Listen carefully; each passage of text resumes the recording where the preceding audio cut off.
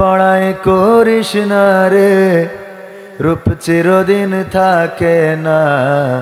রূপের বড়াই করিস না রে, রূপ চিরদিন থাকে না। নিজের মুখটা দেখা একদিন হইবে তোমার যন্ত্রণা। নিজের মুখটা দেখা একদিন হইবে রে তোর যন্ত্রণা। রূপের বড়াই করিস না রে, রূপ চিরদিন থাকে না। রূপের বড়াই কইরো না ভাই, রূপ চিরদিন থাকে না। নিজের মুখটা দেখা একদিন হইবে তোমার যন্ত্রণা। নিজের মুখটা দেখা একদিন হইবে রে তোর যন্ত্রণা। সময় হইল বড় শিক্ষক, সব দিবে শিখাইয়া। সুখের জীবন থাকবে না রে, দেখবে না কেউ চাইয়া। সময় হইল বড় শিক্ষক, সব দিবে শিখাইয়া। সুখের জীবন থাকবে না রে, দেখবে না কেউ চাইয়া। মরার আগে মরবি রে তুই, জ্বালা সইতে পারবি না। মরার আগে মরবি রে তুই, জ্বালা সইতে পারবি না। নিজের মুখটা দেখা একদিন হইবে তোমার যন্ত্রণা। নিজের মুখটা দেখা একদিন হইবে রে তোর যন্ত্রণা। কিসের এত বড়াই তোমার, মাটির দেহ লইয়া। ময়রা দেখো পোকামাকড়, শেষ করবে সব খাইয়া। কিসের এত বড়াই তোমার, মাটির দেহ লইয়া। ময়রা দেখো পোকামাকড়, শেষ করবে সব খাইয়া। এই দুনিয়া ছাড়তে হবে, অহংকার আর কইরো না।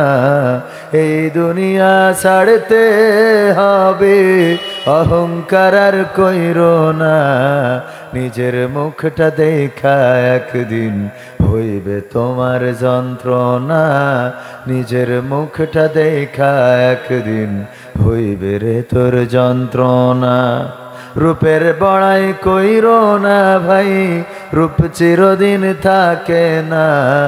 ক্ষমতার বড়াই কইরো না ভাই, সে আর চিরদিন থাকে না। নিজের শেয়ার দেখা একদিন হইবে তোমার যন্ত্রণা। নিজের চেয়ার দেখা একদিন হইবে তোমার যন্ত্রণা।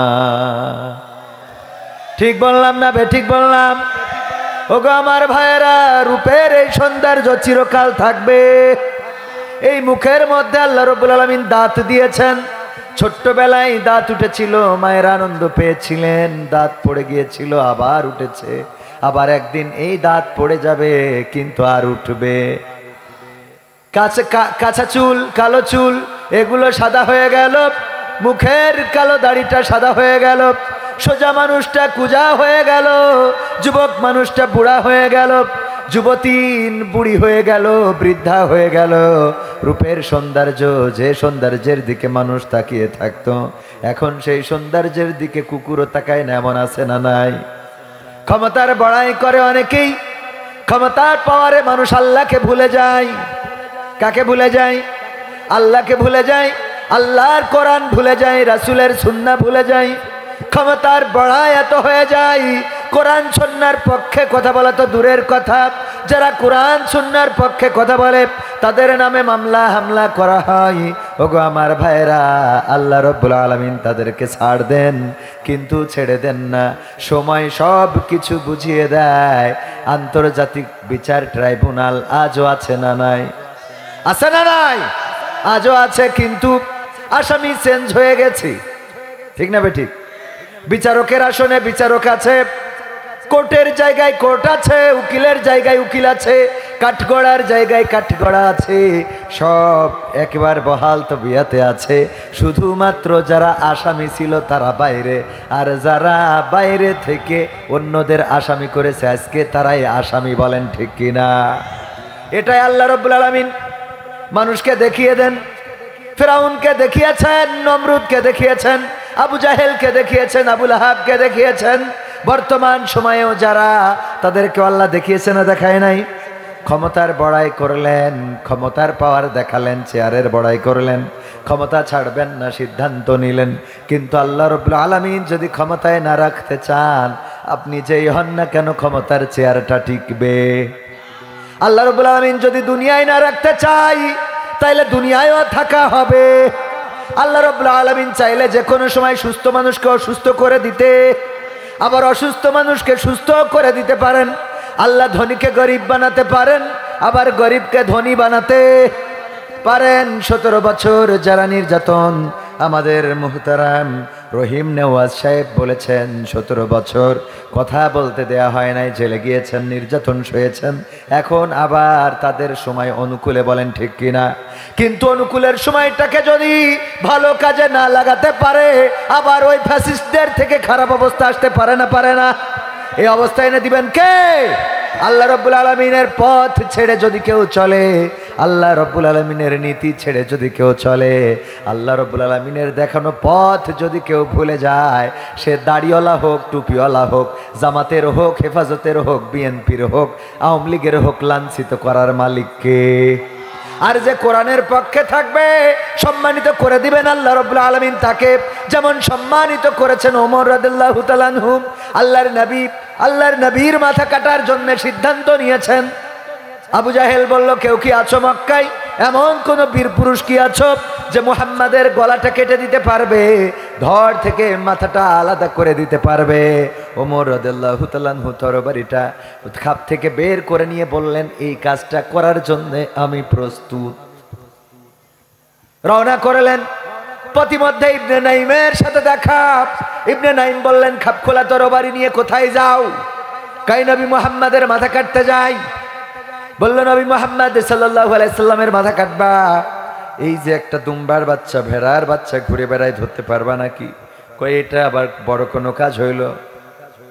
ছাগলের বাচ্চা, দুম্বার বাচ্চা, এগুলো ধরা যায়? বলল, ধরে দেখাও। ওমর রাদিয়াল্লাহু তাআলা আনহু তরবারি খাপে পড়লেন, ধরার জন্য দৌড়াইলেন। দুম্বার বাচ্চা অথবা ভেড়ার বাচ্চা ধরতে পারলেন না। মিজাজটা আরো খারাপ হয়েছে না ভালো হয়েছে? মিজাজটা আরো বেশি খারাপ। এবার ইবনে নাইম বললেন, বাড়ির খবর নবীর মাথা কাটতে, কিন্তু তোমার বাড়ির ঘর হলি যে ভোট দিচ্ছে অন্য জায়গায়, সে খবর কি পাও? কথা কয় না। এই খবর কি রাখো? কয় কি হয়েছে? কয় তোমার বাড়িতে তোমার বোন এবং তোমার ভগ্নিপতি ইসলাম কবুল করেছে, নবী মুহাম্মাদের পরে ঈমান এনেছে। এটা শোনার পরে মিজাজ আরো গরম, ছুটে চলে গেল বাড়িতে।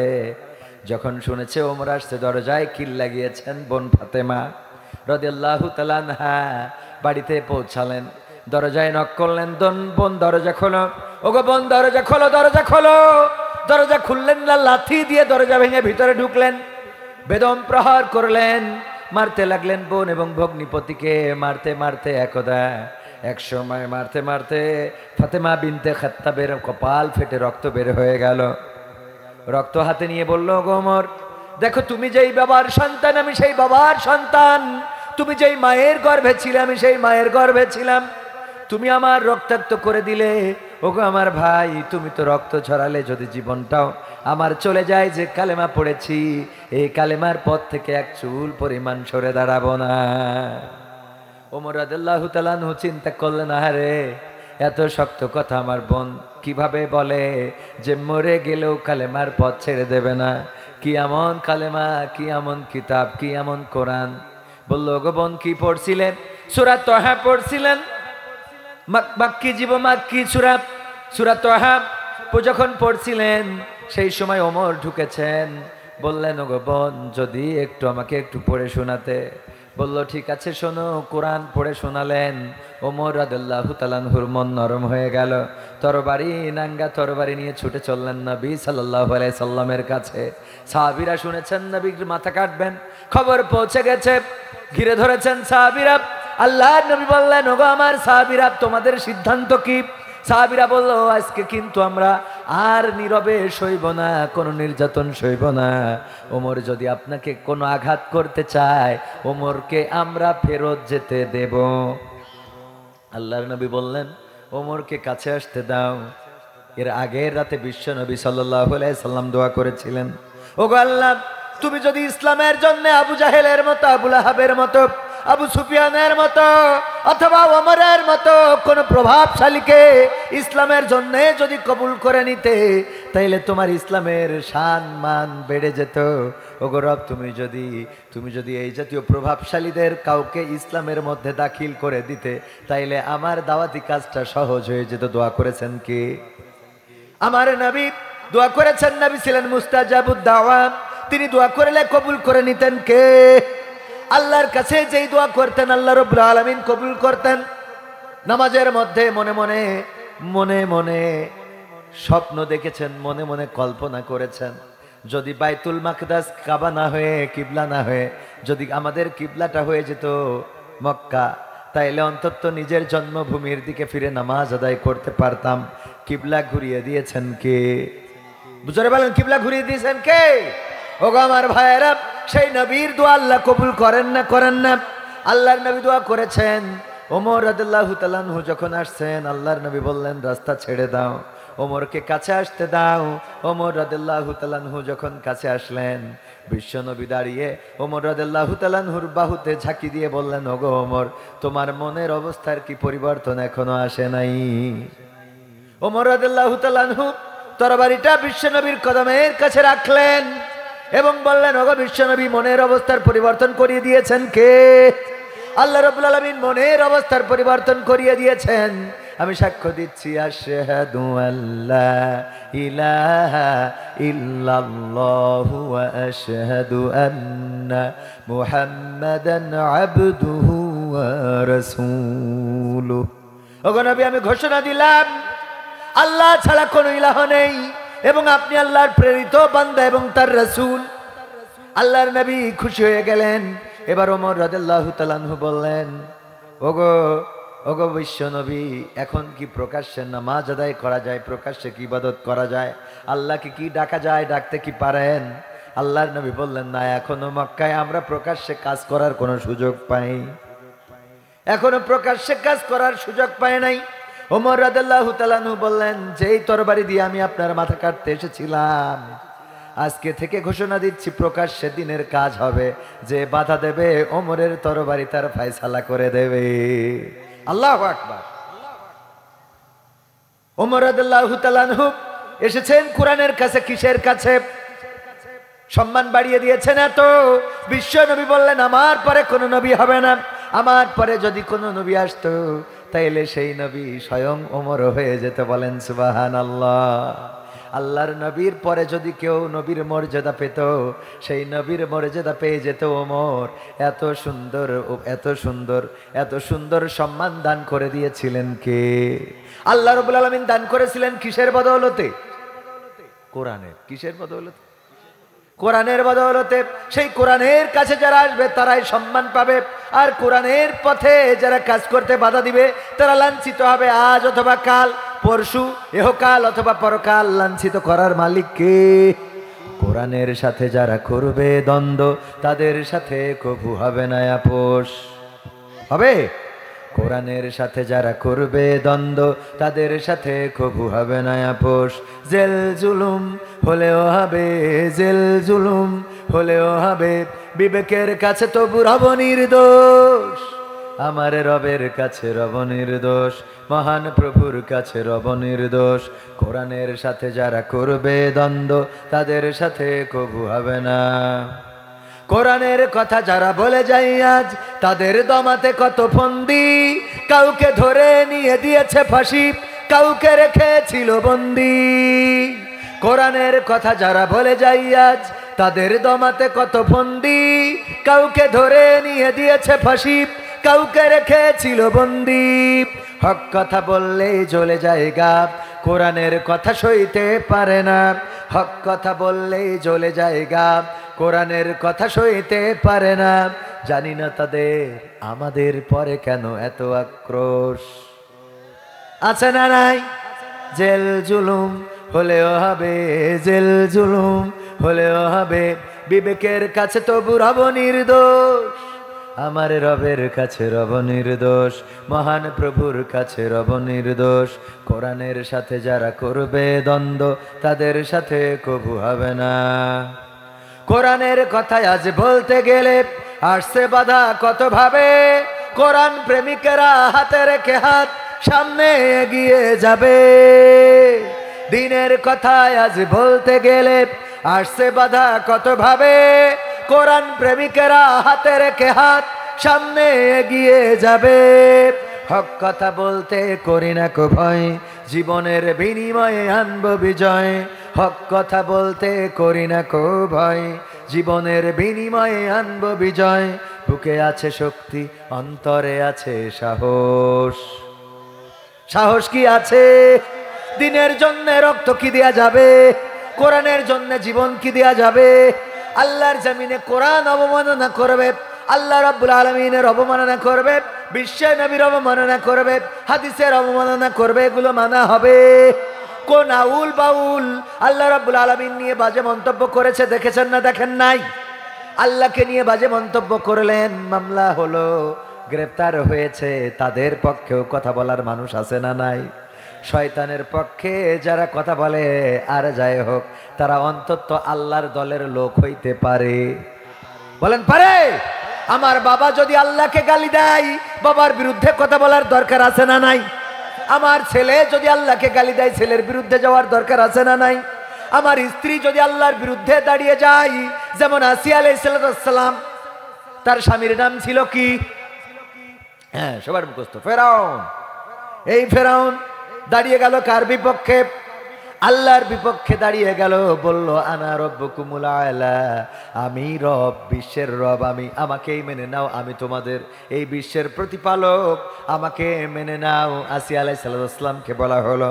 আসিয়া বলল, ওগো আমার স্বামী, আমি তোমার চুলা ছেড়ে দেব, আমি তোমার গা টিপে দেব, আমি তোমার পা টিপে দেব, আমি তোমার রান্না করে খাওয়াবো, আমি তোমার মশারি টানিয়ে দেব, আমি তোমার গরমে বাতাস দেব, আমি তোমার গোসলের পানিটা গরম করে দেব।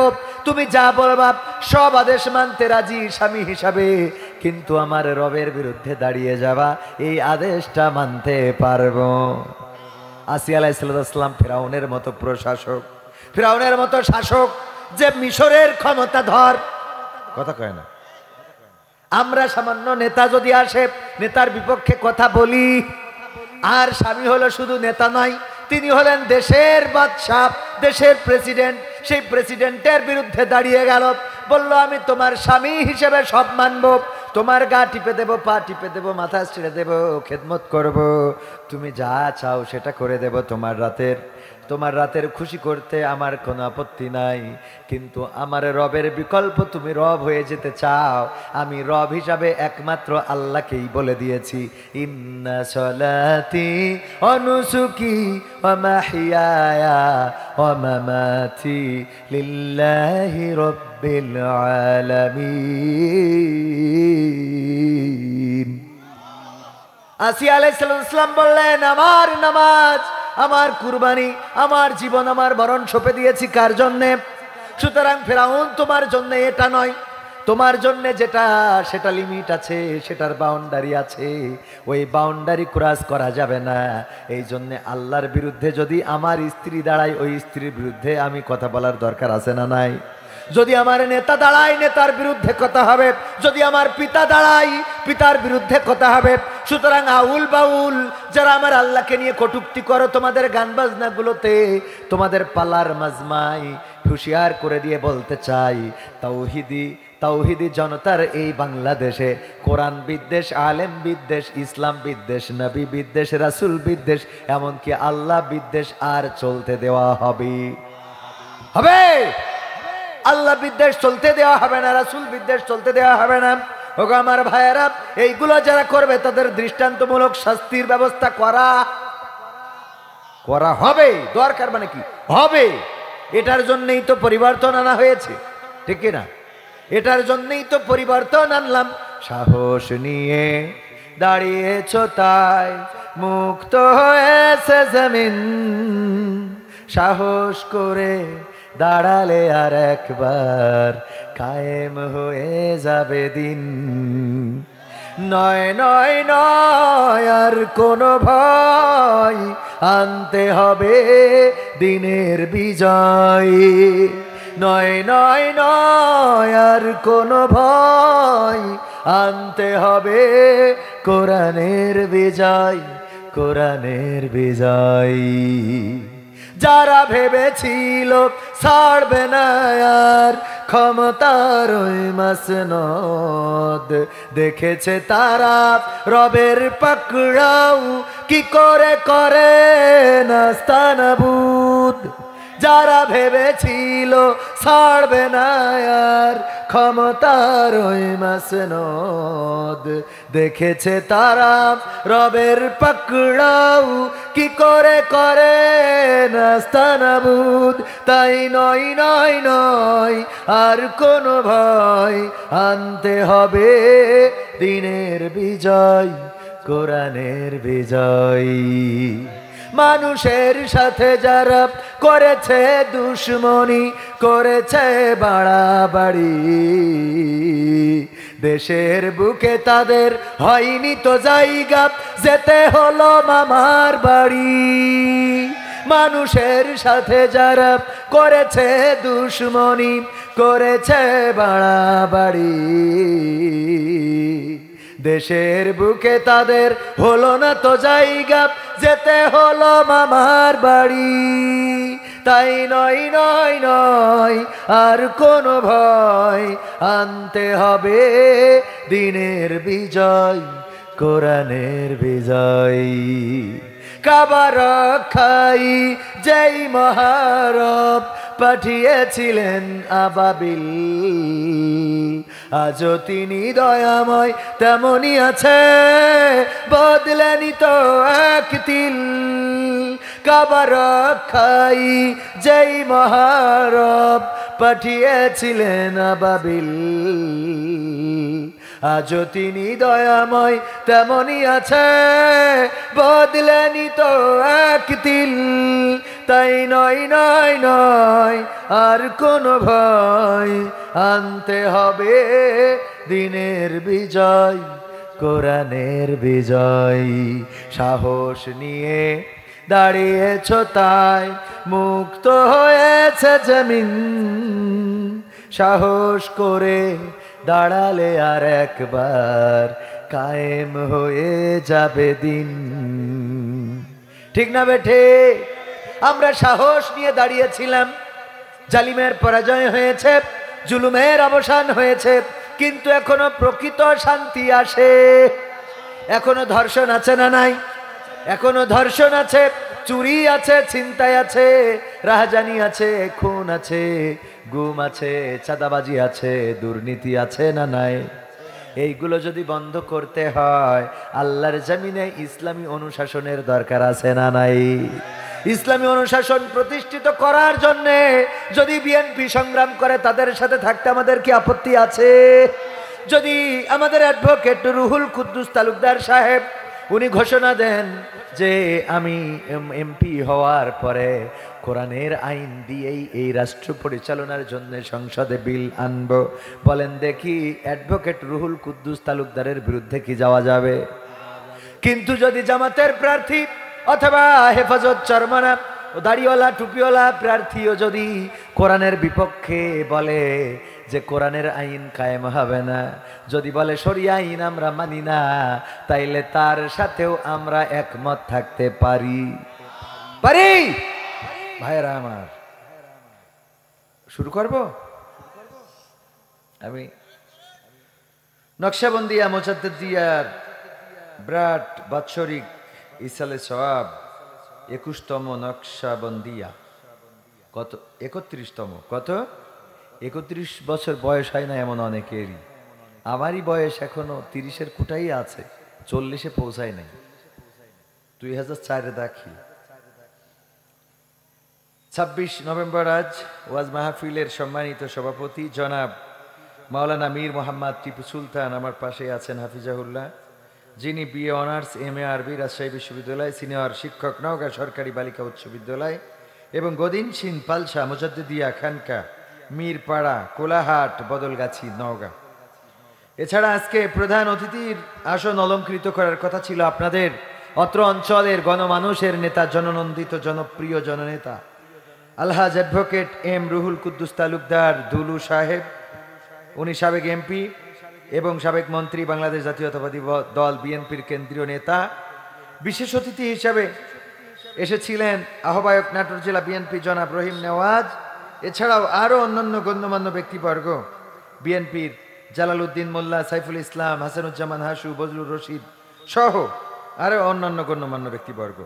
আলোচনা করেছেন মাওলানা মোহাম্মদ আবু হানিফ সাহেব, আলোচনা করেছেন আলহাজ মাওলানা মোহাম্মদ এনামুল হক সাহেব। আমার স্টেজে গণ্যমান্য ব্যক্তিদের জন্য আসন রাখা আছে, কিন্তু এখনো এসে পারে নাই, আসবেন ইনশাআল্লাহ।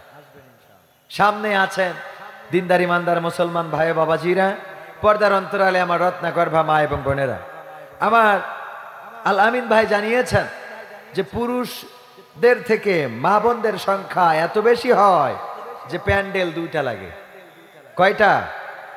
মাঝে মাঝে মন্ডাই কয় যে ওই প্রজেক্টরের সামনে মা বোনদের না দিয়ে পুরুষদের ওখানে পাঠানো উচিত।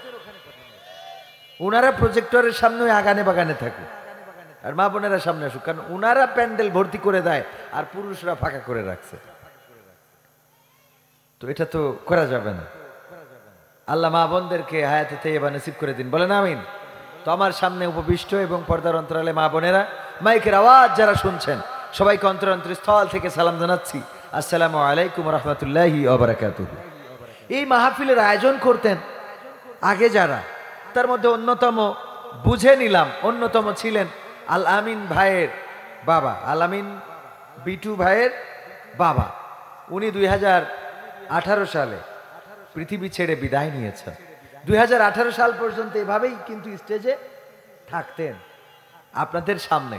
অনেকেই এখানে আছেন না, দেখেছেন, থাকতেন। আজকে তিনি কিন্তু নাই, আজকে তিনি এখানে নাই, চলে গিয়েছেন চিরজনমের মতো।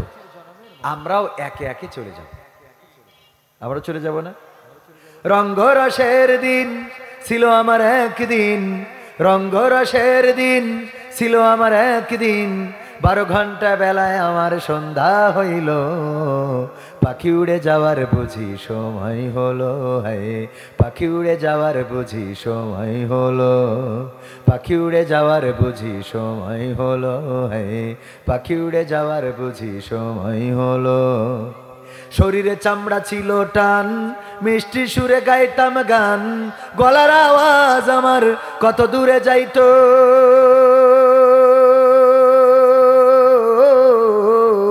শরীরে চামড়া ছিল টান, মিষ্টি সুরে গাইতাম গান, গলার আওয়াজ আমার কত দূরে যাইতো।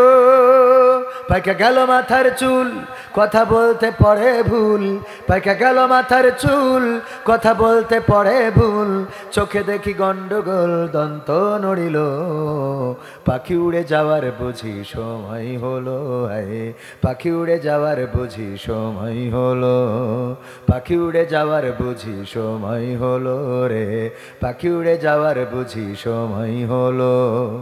ঘন ঘন আসে দম, কানেতে শুনি কম, পিছে পিছে জম আমার ঘুরতে লাগিল,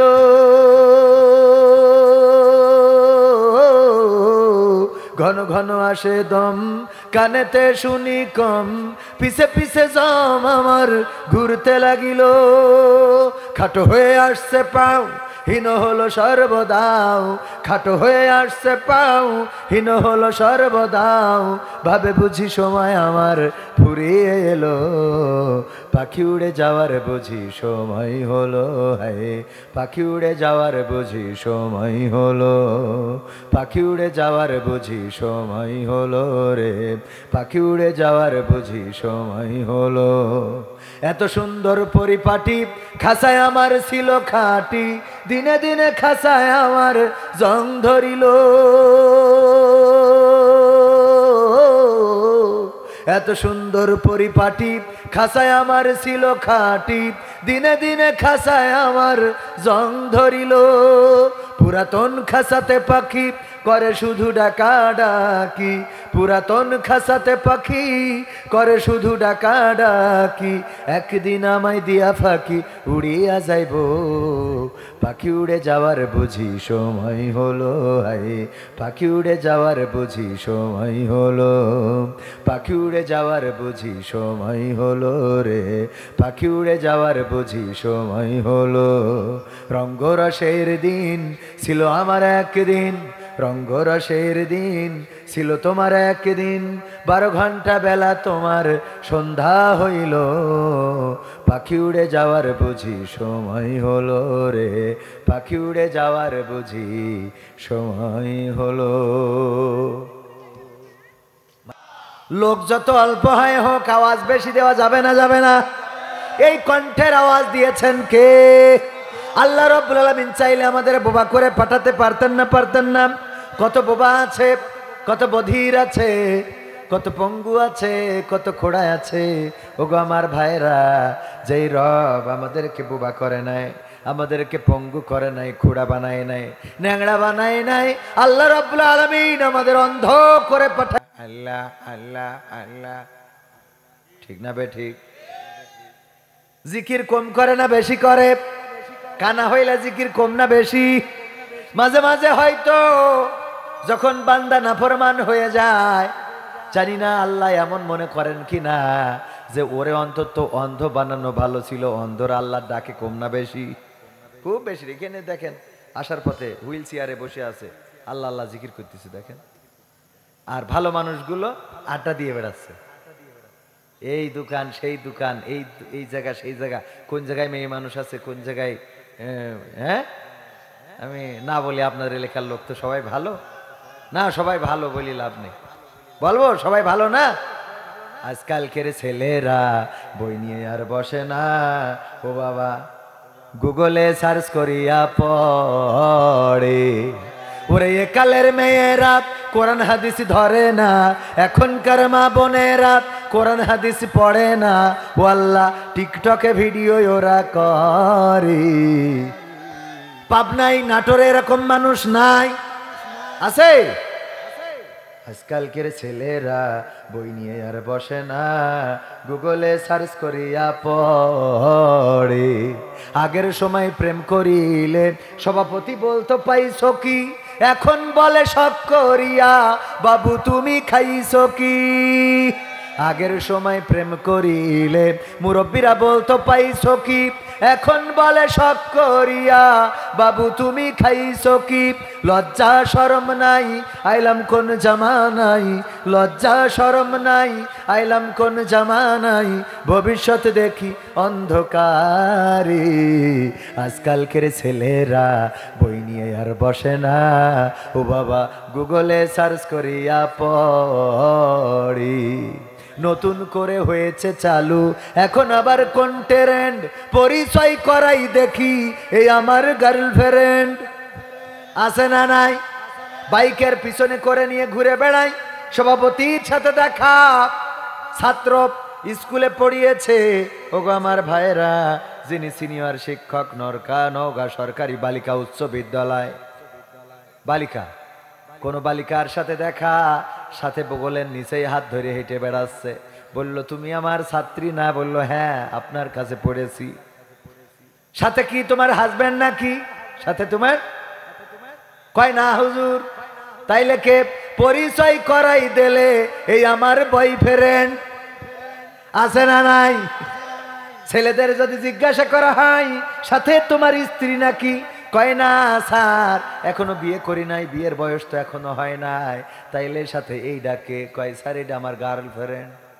নতুন করে হয়েছে চালু এখন আবার কোন ট্রেন্ড, পরিচয় করাই দেখি এই আমার বয়ফ্রেন্ড।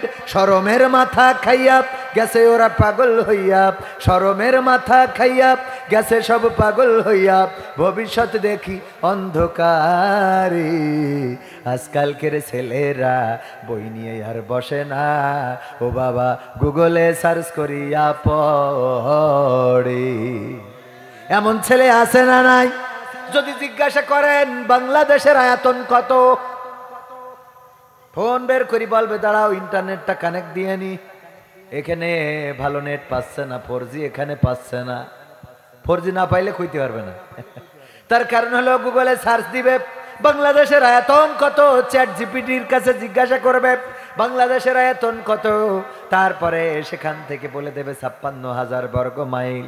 তখন বলবে 56,000 বর্গ মাইল বাংলাদেশের বিভাগ কয়টা, এটা মুখস্থ করবে না, ও গুগলে সার্চ দেবে কোনটার বানান কি, ভুল বানান ভয় রস্যু হবে না দীর্ঘ হবে, কোনটা ভুল কোনটা সঠিক ভুল বানান এইটাও গুগলে সার্চ দিয়ে বের করে। আল্লাহর ওলিরা বলেন ঠিক কিনা?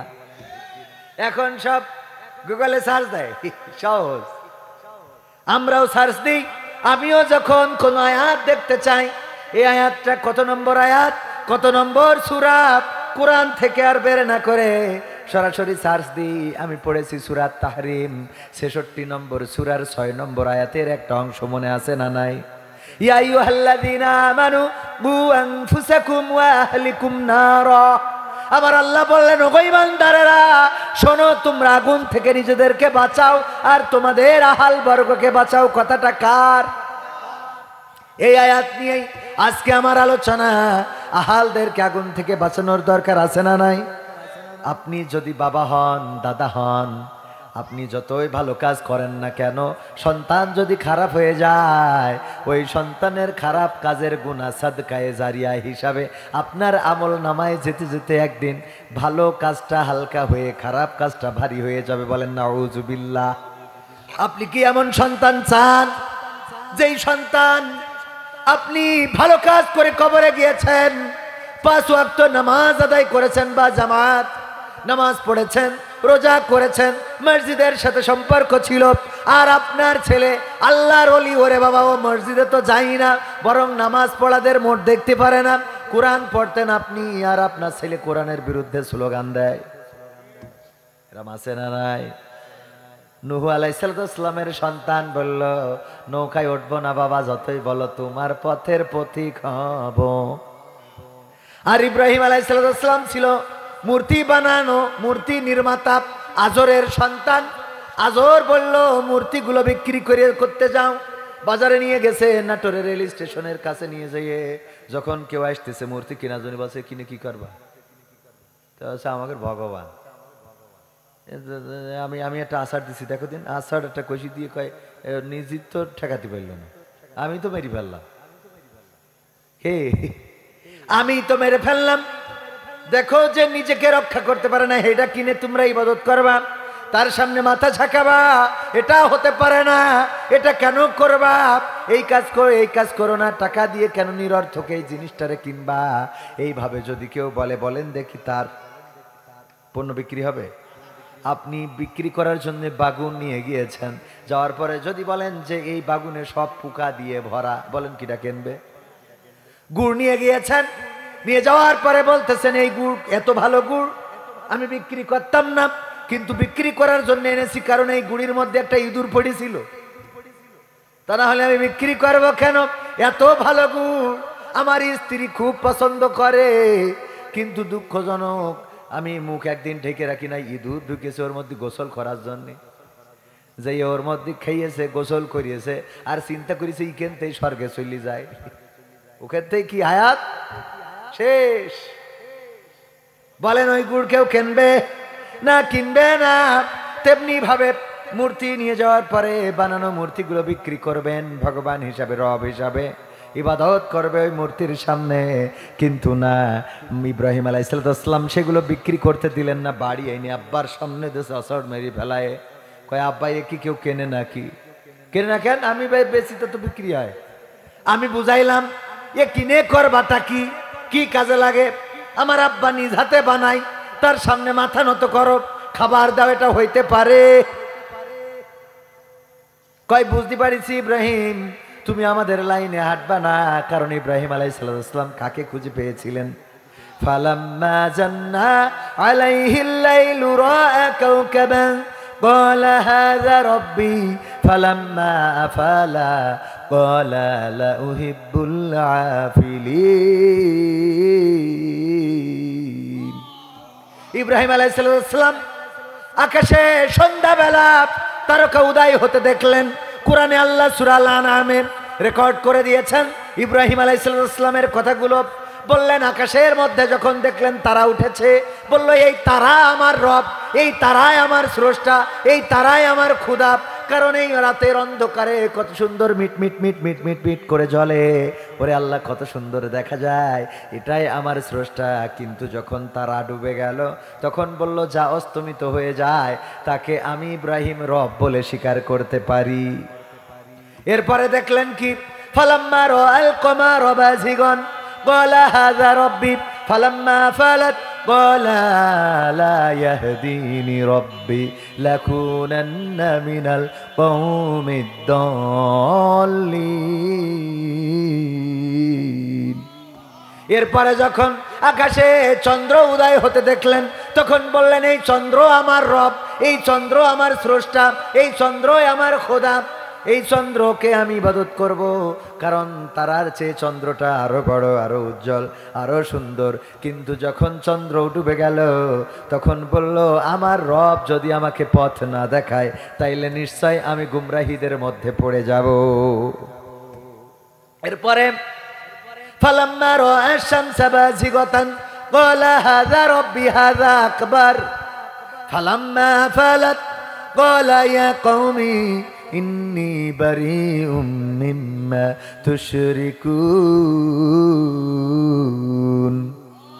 এরপরে যখন আকাশে দেখলেন সূর্য উদয় হয়েছে তখন পূর্ব দিগন্তে টকবক করে ওঠা সূর্যটা দেখে বললেন এটাই আমার রব, এটাই আমার স্রষ্টা, এটাই আমার আল্লাহ। কিন্তু এই সূর্যটাও একসময় তার প্রখরতা হারিয়ে ফেললো, পশ্চিম দিগন্তে অস্তমিত হয়ে গেল। তখন ইব্রাহিম আলাইহিস সালাম চিল্লায়ে বললেন ওগো আমার কওমের লোক শুনে নাও, আমি পথের দিশা খুঁজে পেয়েছি।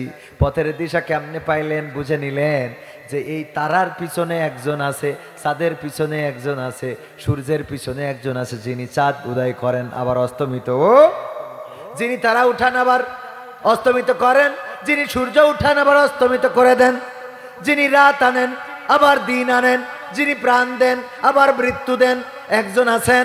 উনি বুঝে ফেললেন, এই জন্য বললেন ওগো আমার কওম শুনে নাও, আমি তোমাদের মুশরিকিতে অন্তর্ভুক্ত নই। এবার কি বললেন? বললেন সবাই পড়েন, ইন্নী ওয়াজ্জাহতু ওয়াজহিয়া লিল্লাযী ফাতারাস সামাওয়াতি ওয়াল আরদ হানিফান ওয়া মা আনা মিনাল মুশরিকিন। আল্লাহু আকবার। ইব্রাহিম আলাইহিস সালাম বললেন ওগো আমার বাবিলনবাসী শুনে নাও, আমি খুঁজে পেয়েছি আমার রবকে, আমার মুখটা আমি সেই রবের দিকে করে দিলাম যেই রব আসমান জমিন সৃষ্টি করেছেন এবং এর মধ্যে যা কিছু আছে সব কিছুর স্রষ্টা, যেই রব আমি তার দিকে মুখ করে দিলাম। আমি বলে দিলাম, ঘোষণা করে দিলাম তোমাদের দলের স্লোগান দেব না। বাংলা কথা হলো তোমাদের দলের স্লোগান আমি আর তোমাদের ওই দলের স্লোগান। আমার নেতার চরিত্র ফুলের মতো পবিত্র, নামাজ পড়ে না এক ওয়াক্ত, গাঞ্জা টানে 5 ওয়াক্ত, আছে না নাই? স্লোগান দেয় আমার নেতা এগিয়ে চলো, আমরা আছি তোমার সাথে, আমার নেতা ভয় নাই, রাজপথ ছাড়ি নাই, নেতা আছে যেখানে আমরা আছি সেখানে। নেতা পাশ করার পরে ঢাকা শহরে নেতা থাকে 10 তলায়, কর্মী থাকে গাছতলায়, ঠিক না বেঠে? সারা জীবন স্লোগান দিয়ে গেল, নেতা তুমি এগিয়ে চলো, রাজপথ ছাড়ি নাই। এবার নেতা নেতা হয়ে গেল, এমপি মন্ত্রী হয়ে গেল, কর্মীর খবর আর রাখে না, কর্মীর খবর আর পালিয়ে যায়, রেখে চলে যায়। গেছে না যায় নাই? যদি জিজ্ঞাসা করেন পালাইছেন কেন, আল্লাহ দিলি ওদের তো মুখ আছে না নাই, কি বলতে জানেন? আমরা পালাই নাই, হিজরত করেছি। ঠিক না বেটে? ভাইরা আমার, আলোচনা কি করব? শুরু করি নাই এখনো। আজকের এই 31তম মাহফিল, মুজাদ্দিদিয়া তরিকার মাহফিল। মুজাদ্দিদ আল-ফেসানি রহমাতুল্লাহ আলাইহি, তার জীবন আমি জানার চেষ্টা করেছিলাম। তিনি ছিলেন মুজাদ্দিদ আল-ফেসানি, গোলামে রব্বানি আহমদে ফারুকি উনি ছিলেন কোথার মানুষ? ইন্ডিয়া, শের হান্দি, শেরহিন্দ, শেরহিন্দ। কোথার? শেরহিন্দ। এখনো সেখানে তার কবর রয়েছে। এই মানুষটা তখন রাষ্ট্র ক্ষমতায় ছিল কে? কে? আকবর, বাদশাহ আকবর। বাদশাহ আকবর রাষ্ট্র ক্ষমতায় আসার পরে, হুমায়ুন পুত্র আকবর ক্ষমতায় আসার পরে কি করলেন? আজান নিষিদ্ধ করে দিলেন ভারতে, ইবাদত বন্দেগী করা নিষিদ্ধ করলেন, নামাজ পড়া নিষিদ্ধ করলেন, ভালো কাজ করা নিষিদ্ধ করলেন, গরু জবাই করা পর্যন্ত নিষিদ্ধ করে দিলেন। সব ওই যে আমাদের দেশেও কিছু ছিল, মানে আগের সময় দেখতাম আমাদের বেধর্মীদের কুটা আছে না নাই, এত যে সব জায়গায় ওসি ডিসি সব আমার দাদা বাবুরা হইতো। ঠিক বলছি না? ঠিক বলছি। কারণ ওই যে আমাদের দেশে একটা প্রক্রিয়া চালু হয়েছিল কুটার দিক থেকে, মানে আমি মাঝে মাঝে উদাহরণ দিতে গিয়ে বলি, একবার এই আমাদের ভাইজানের তো কলেজার টুকরা সন্তানের যে পিছনে বসা আমাদের সভাপতি সাহেবের সন্তান, তো আমি গিয়েছি, বলতেছে আব্বা হুজুর এসেছে, ওনারা খাচ্ছিলেন কলা। কি খাচ্ছিলেন? কলা, কলা পাকা। তো আমি যাওয়ার পরে বলতেছে আব্বা হুজুর এসেছে, হুজুরের কিন্তু আস্ত একটা কলা দেওয়া যাবে না। তো বলছে তাহলে কি করা যায়? বলছে তুমি অর্ধেক দিবা, আমি অর্ধেক দিব। তাহলে কি একটা হইতে বাকি থাকলো? তুমি অর্ধেক আর আমি, তাহলে একটা হইল না? হইল না। ওগো আমার ভাইয়েরা, এমনি ভাবে আমাদের দেশও হিন্দীয়করণ করা হয়ে যাচ্ছিল। সব জায়গায় তাদের পাওয়ার ছিল এত বেশি, তাদের কোটা দিয়ে এমন অবস্থা যে আমরা অর্ধেক দিয়েছি, কোটার মধ্য দিয়ে আর অর্ধেক দিয়েছে সরকার। এমনি ভাবে দিতে দিতে সব জায়গায় পাওয়ার তাদের, আস্ত কলা তাদের, আর অর্ধেক খাইতাম আমরা। ঠিক না ঠিক? অর্ধেক খাইতাম পাইতাম আমরা। ওগো আমার ভাইয়েরা, যোগ্যতার ভিত্তিতে হিন্দু বৌদ্ধ খ্রিস্টান মুসলমান যে যোগ্যতায় উত্তীর্ণ হবে তাকে চাকরি দেওয়ার দরকার আছে না নাই? এই কুটা মুটা এগুলো চলবে? বরং কুটা যদি দিতে হয় তাহলে ইমাম সাহেবের দিতে হবে, কারণ ইমাম সন্তান হইলে আজান দেয়, আবার মরে গেলে জানাজা পড়ায়। তার মানে তোর জন্ম থেকে কবর পর্যন্ত লাগে। কুটা দরকার কার? কিন্তু সেই ইমামের সাথে এমন খারাপ আচরণ, যদি ইমাম একটু হক কথা বলে ফেলে, সভাপতি বলে হুজুর আগামী জুম্মা পড়ায় বিদায় নিয়েন, কারণ লোকজন খেপে গেছে। বলে না? বলে না? কি হবে বেঁচে থেকে অযথা বিদ্যা শিখে, যদি না গড়তে পারি শোষণবিহীন সমাজটাকে? কি হবে বেঁচে থেকে? কি হবে ছাত্র সেজে চুমু খেয়ে সনদ খানা, যদি হয় বিদ্যালয়টা গাঞ্জাখোরদের আড্ডাখানা? কি হবে ছাত্র সেজে চুমু খেয়ে সনদ খানা, যদি হয় বিদ্যালয়টা মাদকাসক্তদের আড্ডাখানা? এর চেয়ে মরাই ভালো দেশ ছেড়ে যাওয়াই ভালো, এর চেয়ে মরাই ভালো দেশ ছেড়ে যাওয়াই ভালো। কি হবে ধোকা দিয়ে বিবেকটাকে? কি হবে ধোকা দিয়ে বিবেকটাকে? কি হবে বেঁচে থেকে অযথা বিদ্যা শিখে, যদি না গড়তে পারি শোষণবিহীন সমাজটাকে? কি হবে বেঁচে থেকে? কি হবে পুরুষ, কি হবে যুবক নামের বোঝা হয়ে এই ধরাতে, যেখানে মা বোনেরা ধর্ষিতা হয় দিনে রাতে? ধর্ষণ আছে না নাই? মা বোনেরা ধর্ষিতা শুধু হয় না, গণধর্ষণের শিকার হয়। বন্ধুর সাথে গিয়েছে, বন্ধুর সাথে যাওয়ার পরে ধর্ষণের শিকার হয়েছে, এমন ঘটনা আছে না নাই? ধর্ষণ নয়, গণধর্ষণ নয়, ধর্ষণ করার পরে হত্যা করা হয়, তারপরে লাশটাকে কেটে কেটে টুকরা টুকরা করে বস্তা বন্দি করে ফেলে দেওয়ার মতো নজিরও বাংলার জমিনে আছে না নাই? এইগুলো যদি বন্ধ করতে হয়, কিসের দরকার চিল্লায়ে বলেন? কোরআনের শাসনের দরকার। এইগুলো বন্ধ করার জন্য হুজুরের ওয়াজ দিয়ে বন্ধ হবে। হুজুর ওয়াজ করবেন, এখানে বলবে ঠিক, এখানে বলবে, আর সকালবেলা ফজরের নামাজে উঠবে না রে। এমন মুসলমান কি হওয়া যাবে? আমার বাইরে যারা আছেন, আমার এই গ্রামের মুসল্লিয়ানে কেরাম, এই গ্রামের মানুষেরা বিবেকের কাছে প্রশ্ন করতে চায়, 31 বছর ধরে আয়োজন, এই 31 বছর শুরু যারা করেছিল, বলেন দেখি শুরুর বছর যারা ছিল আজকে তারা সবাই কি আছে নাকি? শুরুর বছর যে শ্রোতাগুলো ছিল অনেকেই কবরের বাসিন্দা হয়েছে পরের বছরই। তার মানে দ্বিতীয়তম বছরে অনেককেই পাওয়া যায় নাই, তৃতীয়তম বছর, পঞ্চমতম, ষষ্ঠতম, তারপরে 11তম, 22তম, হইতে হইতে 30তম, আজকে 31তম। আজকে যারা এসেছেন আগামী বছর আবার এই আয়োজন করা হবে, কিন্তু আমাদের মধ্যে অনেকেই থাকবো, অনেকেই থাকতে পারবেন না, হয়তো আমিও থাকবো না। আমার জানাজাটা কবে হবে আপনি জানবেন না, আপনার জানাজাটা কবে হবে আমি জানবো না। ওগো আমার ভাইয়েরা, কার জানাজা কোন দিন হবে, কার কাফনের কাপড় দোকানে রেডি হয়ে আছে জানি না। আমার ভাইয়েরা, কত কাপড় পরলাম, কত রঙের কাপড়, সৌদি আরব থেকে বানিয়ে আনা জামা, ইল্লিন থেকে অর্ডার দেওয়া কোট, আমার আচারি ভাইয়ের মতো করে পরা টুপি, ঘড়িটা বিদেশি, এমনি ভাবে সব কিছু সাজাইলাম, কিন্তু যেইটা সাথে নিয়ে কবরে যাব এই কাফনের কাপড়ের দামটাও আজ পর্যন্ত জিজ্ঞাসা করা হলো না। জিজ্ঞাসা করেছেন কখনো? আমরা কেউ জিজ্ঞাসা করি নাই কাফনের কাপড়ের দাম কত। কত দামি পোশাক কিনলাম, শীত আসার আগে শীতের পোশাক, ঠিক না বেঠিক? শীত আসার আগে শীতের পোশাক, গরমকালে হালকা পাতলা পোশাক, গরমকাল আসার আগে ফ্যান, এয়ার কন্ডিশন। কিন্তু এই গরমকাল যে আমাদের জীবনে আসবে তার কোনো গ্যারান্টি আছে নাকি? কাফনের কাপড় লাগবে, এটার নিশ্চয়তা আছে না নাই?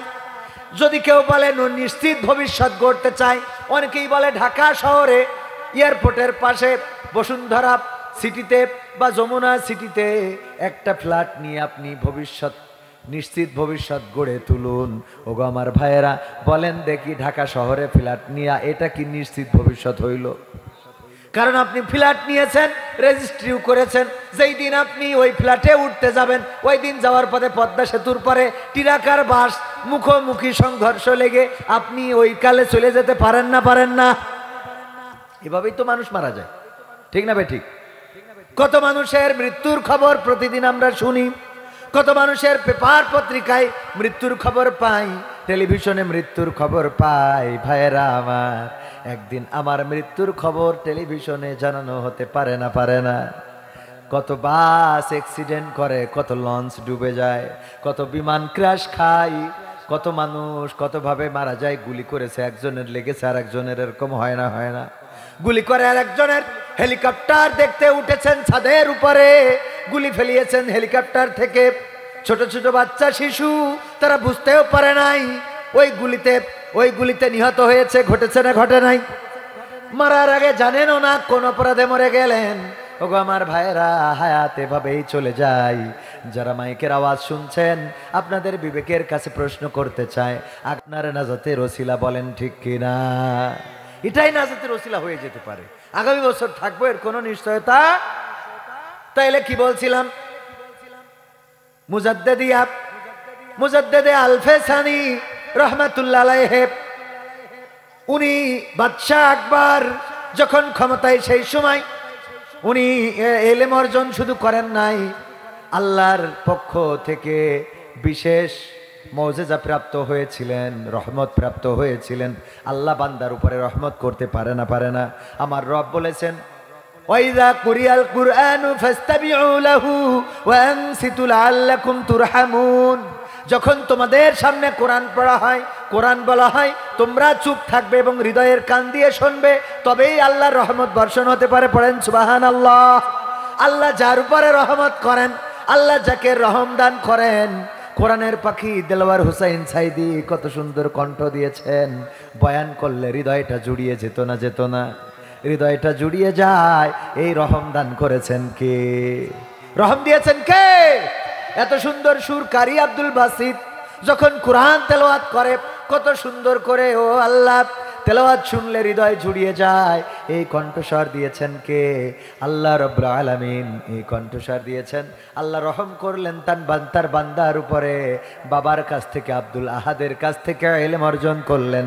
ইলম অর্জন করার পরে দিনের খেদমতের জন্য সিদ্ধান্ত নিলেন। বাদশাহ আকবরের বিরুদ্ধে কথা বললেন এই ভারতে তুমি নামাজ বন্ধ করে দিয়েছ, আজান বন্ধ করে দিয়েছ, এটা হতে পারে? এটা হতে পারে না। গরু জবাই করে খাওয়া বন্ধ করে দিয়েছে, এটা হতে পারে না। বলল আমার আলেম আছে বাদশাহ আকবর। বাদশাহ আকবর বলল আমার আলেম আছে। সম্রাট আকবর বলল আমার আলেম আছে, আলেমদের কাছ থেকে ফতোয়া নেব। আলেমরা ফতোয়া দিল যে হ্যাঁ, গরু জবাই করা বন্ধ করা যাবে, কারণ সূরা বাকারা আল্লাহ কোরআনে সম্মান দিয়ে গরুর নামে সূরা দিয়েছে। এই গরুর সম্মান আল্লাহ এত দিয়েছে যে প্রথম ফাতিহার পরেই সূরা বাকারা দিয়েছে, এই কারণে সম্মান রেখে গরু জবাই করা যাবে।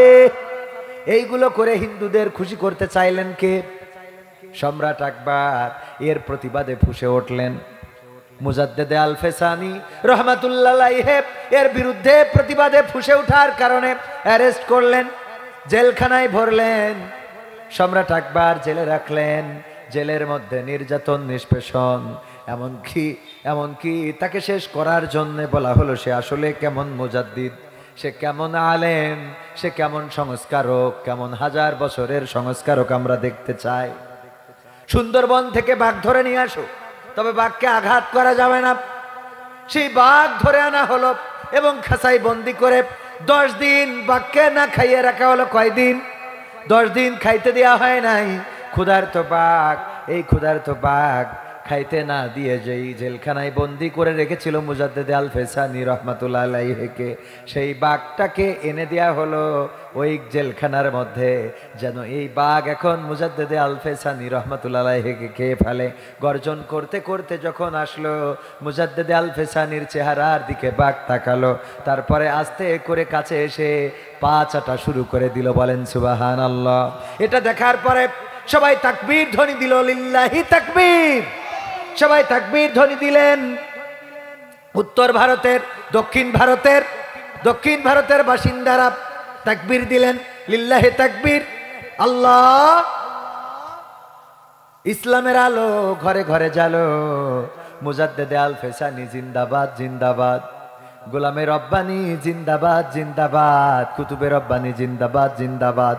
এমনি ভাবে যখন স্লোগান দিল, সম্রাট আকবর বুঝে ফেলল এখন এই ভারতবাসীকে আর দমানো যাবে না। এই মানুষটাকে সে শহীদ করে দেওয়ার সিদ্ধান্ত নিয়েছিল। হক কথা যারাই বলেছে তাদের উপরে নির্যাতন এসেছে না আসে নাই? ইমাম আবু হানিফা জেলখানায় শহীদ হয়েছেন, ঠিক না বেটে? হক কথা যিনি বলেছেন, আমার নবী পর্যন্ত জেল খেটেছেন কয় বছর? বলেন কয় বছর? 3টা বছর শিয়াবে আবু তালিব নামক স্থানে আমার রাসূলকে কারারুদ্ধ করে রাখা হলো। সেই সময় এখনকার মতো জেলখানা ছিল না, তখন দূরে বের করে দেওয়া হতো, সমাজ থেকে বিতাড়িত করে দেওয়া হতো। সমাজ থেকে দেওয়া হলো। এখনো সেই জায়গায় যারা হজে যান ওখানে দেখা যায় আল্লাহর নবী সাল্লাল্লাহু আলাইহি সাল্লাম যেখানে জেল খেটেছেন ওখানে এখনো বাবলা গাছ রয়েছে। আল্লাহর নবীকে এত নির্যাতন করা হলো, এত নিষ্পেষণ করা হলো, বিশ্ব নবী ক্ষুধার তাড়নায় বাবলা গাছের পাতাগুলো চিবিয়ে চিবিয়ে খাইতেন। বাবলা গাছের পাতা চিবাতে যে একদিন জিহ্বায় কাটা ফুটে গেল। আল্লাহর নবীর একজন সাহাবী বললেন, ওগো বিশ্ব নবী, আপনার জিহ্বায় রক্তের দাগ দেখা যায়, রক্তের মতো কি যেন দেখা যায়। বিশ্ব নবী বললেন, ওগো আমার সাহাবীরা, আমি এসেছি যাদের নাজাতের জন্য, যাদের মুক্তির জন্য। আজকে তারাই তাদের নবীকে এমন জায়গায় রেখেছে, ক্ষুধার যন্ত্রণায় বাবলা গাছের পাতা খেতে যেয়ে বাবলা গাছের কাটা জিহ্বায় ফুটে আমার জিহ্বা দিয়ে রক্ত বের হয়ে যাচ্ছে। আল্লাহর নবীকে কষ্ট দিয়েছেন, আল্লাহর রাসূলকে কষ্ট দিয়েছেন। যুগে যুগে যারা আল্লাহর রাসূলের পথের পথিক হয়েছেন তাদেরও রাষ্ট্রযন্ত্র কষ্ট দিয়েছে না দেয় নাই? বাংলার জমিনেও কোরআনের পাখিকে কারারুদ্ধ রেখেছেন কত বছর? কত বছর? 13টা বছর কারারুদ্ধ করে রাখলেন।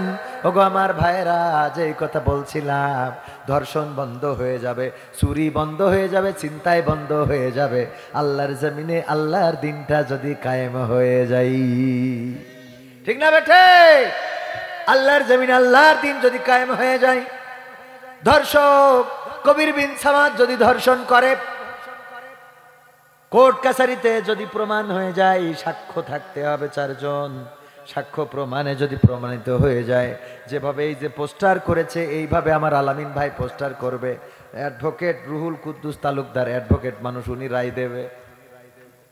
হ্যাঁ, কবির বিন সামাদের সঙ্গে সার করা হবে, মাজা পর্যন্ত কেটে দেওয়া হবে, ইট পাথরে নিক্ষেপ করা হবে, সবাই আমন্ত্রিত। সবাই চলে আসবে। এভাবে ক্যামেরা লাগানো থাকবে, ক্যামেরাগুলো দিয়ে ভিডিও ধারণ করবে, লাইভ সম্প্রচার করবে। মাঝা পর্যন্ত গেড়ে দিয়ে যদি ইট পাথর মেরে এভাবে একজন ধর্ষককে হত্যা করা হয়, বলেন বাংলার জমিনে ধর্ষণ করার মতো কোনো মানুষ কি খুঁজে পাওয়া যাবে? একজন যদি এমন শাস্তি দেখে, এই গোটা বাংলার জমিনে ধর্ষণ বন্ধ হবে না, হবে না। ধর্ষণের শিকার হয়ে কত বোন নিজে আত্মহত্যা করে দুনিয়া থেকে বিদায় নিয়েছেন, কারণ অপরাধ তো তার ছিল না, জোর করে তার ইজ্জত হরণ করা হলো। তারপরে আবার এগুলো ভিডিও ধারণ করে, তারপরে ব্ল্যাকমেইল করে। এমন মানুষ আছে না নাই? নিকৃষ্ট নরাধম এটা চিন্তা করে না একদিন তাকেও কবর দেশের বাসিন্দা হওয়া, কবর দেশের বাসিন্দা হওয়া লাগবে না, লাগবে না? ওগো আমার নাটোরবাসী, ওগো আমার নাটোরের মানুষেরা, কোন জিনিস তোমাদেরকে তোমাদের মহান রব ভুলিয়ে দিল? আমার আল্লাহ পবিত্র কোরআনের সূরা বাকারায় বলছেন, কাইফা তাকফুরুনা বিল্লাহি ওয়া কুনতুম আমওয়াতান ফাআহইয়াকুম সুম্মা ইউমীতুকুম সুম্মা ইউহয়িকুম সুম্মা ইলাইহি তুরজাউন। আমার আল্লাহ বলছেন, ওগো আমার বান্দারা, কোন জিনিস তোমাদেরকে তোমাদের মহান রব ভুলিয়ে দিল?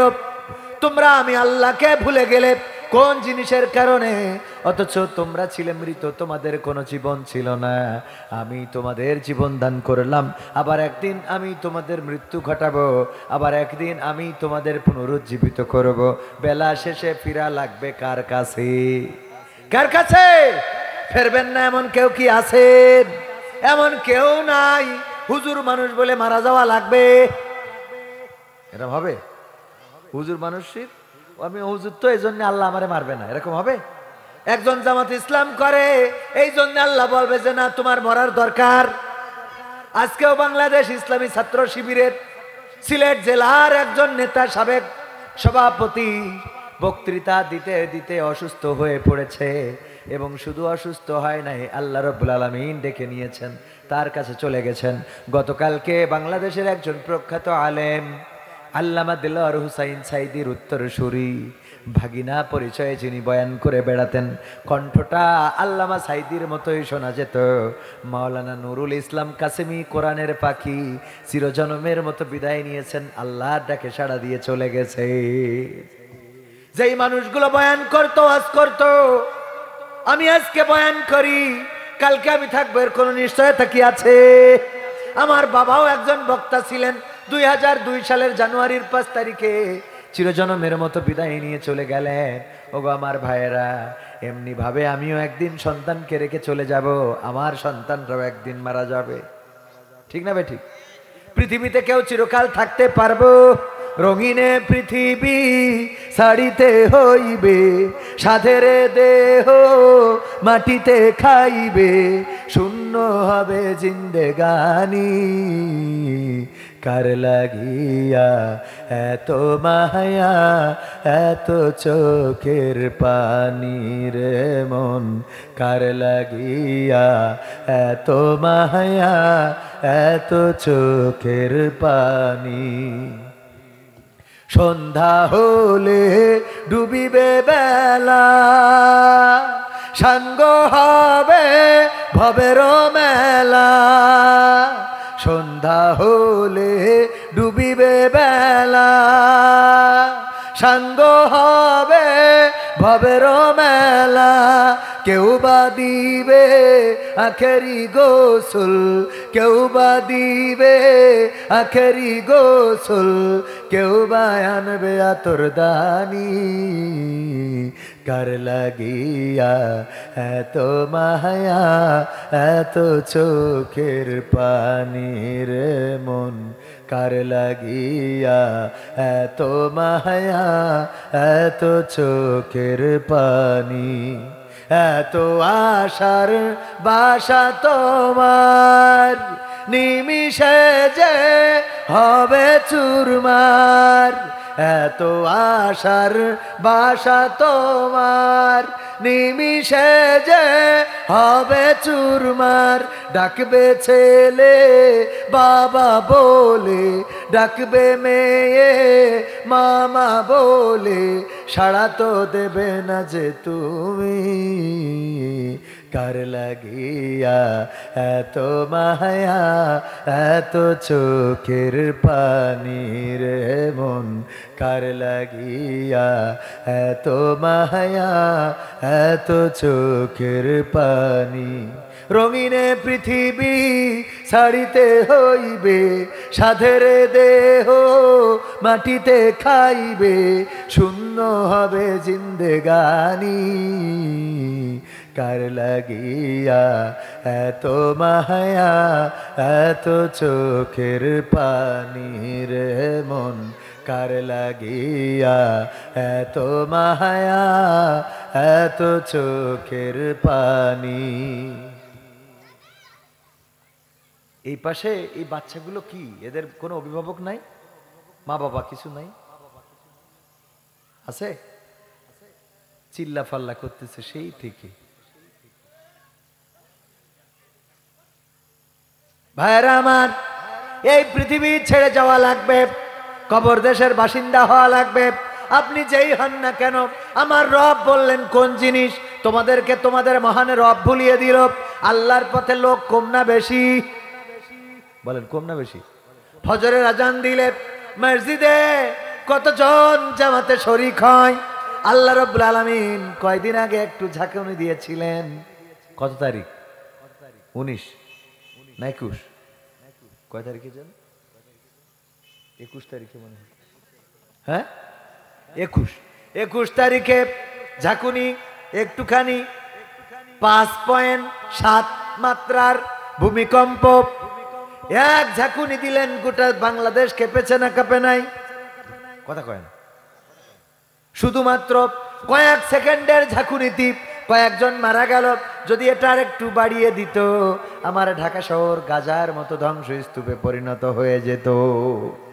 ঠিক না বেটে যখন এই ঝাঁকুনি শুরু হয়েছে দোকানের মধ্যে বাবা এবং সন্তান বাবা দৌড়ে বেরোয় গেছে সন্তান টান দে নাই শুধুমাত্র এতটুক ঝাঁকুনিতে যদি সন্তানের কথা ভুলে যায় কিয়ামতের দিন বলেন দেখি কেমন করে মনে রাখবেন আমার বিশ্ব নবী দোয়া করছেন আমার বিশ্ব নবী দোয়া করেছেন মসজিদে নববীতে দুটি হাত তুলে ওগো রব যেই দিন মা তার সন্তানের পরিচয় দিবে না সন্তান তার মায়ের পরিচয় দিবে না বাবা তার সন্তানের পরিচয় দিবে না ভাই তার ভাইয়ের পরিচয় দিবে না বোন তার ভাইয়ের পরিচয় দিবে না ওগো আল্লাহ ওই পরকালের ময়দানে আমি যেন আমার স্ত্রী খাদিজাকে না হারাই দোয়া করছেন কে বিশ্ব নবী দোয়া করছেন যে আমি যেন আমার খাদিজাকে না হারাই আল্লাহর নবী পর্যন্ত আশঙ্কা করেন যে ওই দিন আপন মানুষদেরকে হারিয়ে ফেলবে ফাতেমাকে ডাকলেন ইন্তেকালের আগে রাদিয়াল্লাহু তাআলা আনহা ডাকলেন হাসান হুসাইন রাদিয়াল্লাহু তাআলা আনহুকে ডাকলেন আয়েশা রাদিয়াল্লাহু তাআলা আনহাকে আল্লাহর নবীর অন্যান্য স্ত্রীদেরকে ডাকলেন সবাইকে পাশে বসালেন এবং বিশ্ব নবী বললেন ওগো আমার আপনজনেরা শুনে নাও পরকালের ময়দানে ফাতেমা তুমি আমার কন্যা এই পরিচয়ে তোমারে নাজাত দেওয়া হবে ওগো হাসান হুসাইন তুমি আমার নাতি তোমরাই আমার নাতি এই পরিচয়ে তোমাদের মাফ করে দেয়া হবে না ওগো আলী তুমি আমার জামাতা এই পরিচয়ে তোমাকে মাফ করে দেয়া হবে না ওগো আমার স্ত্রীরা তোমরা আমার স্ত্রী এই পরিচয়ে মাফ করে দেয়া হবে না আমল যদি ভালো হয় বেঁচে যাবা আমল যদি খারাপ হয় আমার আপনজন হইলেও মাফ পাওয়া যাবে কথা কয় না মাফ করবেন না কে আল্লাহ রাব্বুল আলামিন মাফ করবেন না সুতরাং আমাদের পরিবর্তন দরকার মা বোনেরা এসেছেন আমার আল্লাহ বলেছেন ওয়া করনা ফি বুয়ুতিকুন্না ওয়ালা তাবাররাজনা তাবাররুজাল জাহিলিয়াতিল উলা ওগো নারীরা পর্দার মধ্যে থাকো জাহিলি যুগের মেয়েদের মতো সেজেগুজে নিজেদেরকে প্রদর্শন করে বেড়ায়ও না কথাটা কার আল্লাহ বললেন পর্দার মধ্যে থাকো জাহিলি যুগের মেয়েদের মতো সাজুগুজু করে নিজেদেরকে প্রদর্শন করে বেড়ায়ও না এখন আমার মা বোনেরা সাজুগুজু করে কম না বেশি কসমেটিক্সের দোকানে জানতো একটা পুরুষের জিনিস খুঁজে পান কিনা সব মেয়ে মানুষ পুরুষের জিনিস খুব কমই পাবেন আইলা শাইলা বাইলা চুরি ফিতা যা কিছু ঝঞ্ঝাট আসে সব তাদের ঠিক না বে ঠিক পুরুষদের খুব বেশি কিছু নাই, লাগেও না, পুরুষরা এমনি সুন্দর। আমাদের লিপস্টিক লাগে, টিপ লাগে, আলতা, ভুরু কাটিং পুরুষদের করা লেগেছে কোনোদিন? তাও দেখেন পুরুষের জন্য কত মেয়ে পাগল, বউ একটা জায়গায় সাইডে হয়ে যায়। ঠিক না বে ঠিক? কিছুই নাই, আরো তো পর্দার মধ্যে থাকে। যে ভাই দেখেন কত সুন্দর জামা পরে, আবার শার্ট পরলে শার্ট বুতাম লাগায়ে, নিজে আবার এক্সারসাইজ, নিচে এক্সারসাইজ গেঞ্জি, আবার এখানে কলারের বুতাম লাগাইয়ে মনে করে যদি বেকায়দা ফসকে যায়, এজন্য আবার একটা টাই দিয়ে গিরে মেরে রাখে, কোনো রকম ফসকানো যাবে না। প্যানের মধ্যে শার্ট ঢুকাই দেয়, জাঙ্গিয়া তো আছে আছেই, এরপরে শুধু ঢুকাই দিয়েই ক্ষান্ত না, আবার যেন কোনো রকম শার্ট উড়িয়ে দৌড় না মারে, এই জন্য বেল ফুটো ফুটো করা, ওর মধ্যে কাটি পুড়ি তারপরে তুই বেরোয় যাওয়া কোনোভাবে, কোনো রাস্তা নেই। ঠিক না বে ঠিক?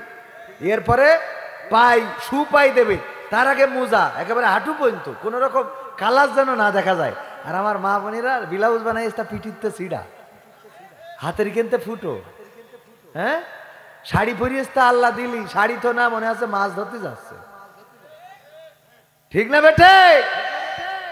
মানে যত দেখানো যায়, এই দেখার পরেও মানুষ বিয়ে করতে চায় না। এই যে আমার আলামিন ভাই এখনো বিয়ে করিনি, এত দেখানোর পরেও বিয়ে করতে চায় না, আর আমাদের জন্য পাগল এত বাইন্দে চাইন্দে রাখার পরেও। ঠিক না বেটি? ভুরু কাটিং, তারপরে নখ কাটিং, নখ আবার এতটা এক এক কালার করে, ও বাবা, এত করিও ছেলেদের পটাইতে পারে না, প্রেম করে একজনের, বিয়ে করে আরেকজনের। হ্যাঁ ওগো আমার ভাইয়েরা, পুরুষ মানুষকে আল্লাহ সুন্দর করে পাঠিয়েছেন, এত সুন্দর করে পাঠানোর পরেও আমরা ভুরু কাটিং করলাম না, আমরা নখ পালিশ লাগাইলাম না, আমরা হাতে পায়ে মেহেদিও দিই না। দেখেন সাদা পকপকে লাগে না তো। আর আল্লাহ ওদেরকে বললেন তোমরা সাজুগুজু বেশি করবা না আর মানুষকে দেখাবা না। আল্লাহ বলল এইটা ওরা করে উল্টোটা। ঠিক বলছি না? ঠিক বলছি। আল্লামা সাইদি বলতেন একজনের বউ নদীতে পড়ে গেছে, পড়ি শুরুতে ভাসি গেছে, ওর কাছে খবর এইছে যে আলামিন ভাই, না আলামিন ভাই তো বিয়ে করিনি, ধরেন আর একজন, তো বলছে তোমার বউ তো ওই যে নদীতে পড়ি তে ভাসি গেছে। তো যেই বলছে কনে পড়িছে আমার স্ত্রী, তো দেখাইতেছে এখানে সুরত যাচ্ছে কোন দিকে, দক্ষিণে। সুরত যাচ্ছে কোন দিকে? দক্ষিণে। কয় এই জায়গায় পড়ে গেছে, ওখান থেকে উত্তর দিকে দৌড়দেশ। সুরত যাচ্ছে দক্ষিণে, ও দৌড়দেশ কোন দিকে? মানসি কয় তোমার বউ পড়িছে এই জায়গায়, তুমি দৌড় দাও এই পাশে, এই পাশে, এটা কেমনে কি? সুরত তো যাই এইদিকে। কয় আমার বউ তো তোমরা চেনো না, আমি চিনি। আমার বোর যদি বলেছি সাদা, ও বলিছে কালো। আমি যদি বলেছি ভাত, ও বলিছে রুটি। আমি যদি বলেছি রাত, ও বলেছে দিন। আমি যদি বলেছি থ্রি পিস, ও বলেছে শাড়ি। আমি যদি বলেছি গোসরান্দ, ও রেন্দেশ বেগুন। আমি যা বলেছি তার উল্টো। আমি যদি বলেছি পর্দায় পর্দা করে চলো, ও তত খোলা মেলা চলেছে। আমি যদি বলেছি বাজারে যাওয়া যাবে না, ও ওই দিনই বাজারে গেছে। আজকে নদীতে পড়ে ও স্রোতের সাথে সোজা যাবে আমি বিশ্বাস করি নে। আমার বিশ্বাস ও উল্টো গেছে, আমি বিশ্বাস করি নে ও আজ সোজা গেছে, কারণ ওর সারা জীবন উল্টো চলেছে। ওই এখন সোজা যাবে আমার বিশ্বাস হয় না, আমার বিশ্বাস হয় না। এরকম নারী আছে না নাই? আবার পুরুষ আছে খাটাস, বলে হুজুর একটু মা বোনদের বলে দেন ওরা যেন স্বামীর খেদমত করে, স্বামীর কথা যেন শোনে, স্বামীরে যেন ভালোবাসে রে। এই কথা যখন বলে ওর মুখের থেকে ধূমপানের যে দুর্গন্ধ, আমি কই তোর বিড়ির যে গন্ধ মুখী, এরপরে যে তোর বউ আছে এর জন্য তো তাহাজ্জুদ পড়া উচিত। ঠিক না ভাই? ঠিক। মুখের যে দুর্গন্ধ এটা মেনে নিয়ে তোমার স্ত্রী তোমার সংসার করে, এইটাই তো বড় কথা। এরকম দুর্গন্ধ আছে না নাই? মসজিদে নামাজ পড়তেছি, ইমাম সাহেব বলে ওয়ালা দলিন,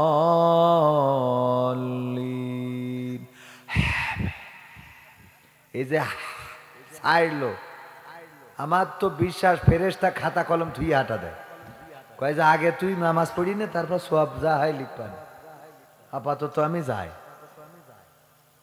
ঠিক না বেটে? কি দুর্গন্ধ বাবা! এই বিড়ি, ধূমপান, ইয়াবা, মাদক, ফেন্সি, ডাকি এগুলোর সাথে সম্পর্ক রাখা যাবে? রাখা যাবে? এগুলো যদি বন্ধ করতে হয়, ওয়াজ করে বন্ধ করা সম্ভব হবে? রাষ্ট্রীয়ভাবে বন্ধ করার দরকার আছে না নাই? মাদকের ব্যবসা করে ধরা খেয়েছে, জেলেও গিয়েছে, আবার জামিন পায় না? পায় না? জামিন পায়। মাদকাসক্ত যুবকদের বিভিন্ন কর্মকাণ্ড বিতর্কিত, এদেরকে পুলিশ ধরে না, আবার ধরলেও ছেড়ে দেয়। বলেন ঠিক কিনা? পুলিশ ধরে কাদের? যারা ভালো মানুষ, ওদের ধরে আর ছাড়ে। এরকম ভালো মানুষকে আগে ধরা হইতো আর ছাড়া হইতো। ওগো আমার ভাইয়ারা, আমি যে আয়াতে কারিমা তেলাওয়াত করেছিলাম সূরা তাহরিম আয়াত নম্বর কত? 6 অংশ বিশেষ।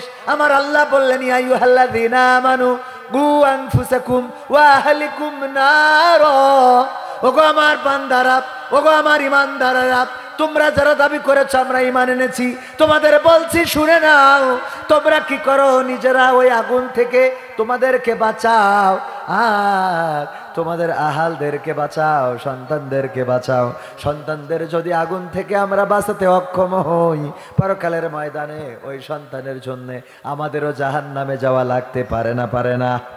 পারে না? পারে না? এই কথা বলতেছে। ওই যে ইব্রাহিম আলাইহিস সালামের কথা বলছিলাম, মনে আছে? যে একজনের সন্তান, নূহ আলাইহিস সালামের সন্তান কি করলেন? কেনান বলল, না, তোমার দিনে ঈমান আনতে রাজি।